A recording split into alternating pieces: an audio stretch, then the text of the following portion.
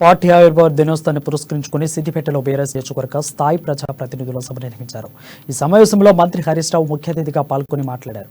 కేంద్రాన్ని ప్రశ్నిస్తే ED IT కేసులు పెడుతున్నారని, మోదీకి తెలంగాణ మీద ప్రేమ లేదని అన్నారు. కేసీఆర్ను తిట్టడం కొందరికి ఫ్యాషన్గా మారిందని, కేసీఆర్ను తిట్టినంత మాత్రాన వాళ్ళు పెద్దలైపోరని విమర్శించారు. కేసీఆర్ భయపడే నాయకుడు కాదని, ఒక ఉద్యమ జ్వాల, అభివృద్ధి జ్వాల అని కొనియాడారు. కాళేశ్వరం లాంటి పెద్ద ప్రాజెక్టులు ఎవరైనా నిర్మించినా 24 గంటల కరెంట్ ఎవరైనా ఇస్తున్నారని ప్రశ్నించారు.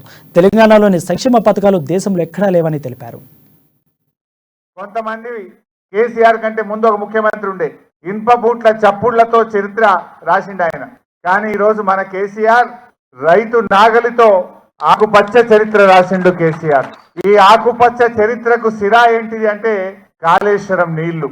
ఈ ఆకుపచ్చ చరిత్ర రైతు నాగలితో రాసే కేసీఆర్ రాసే చరిత్రకు సిరా కాళేశ్వరం నీళ్ళని చెప్పుకోక తప్పదు.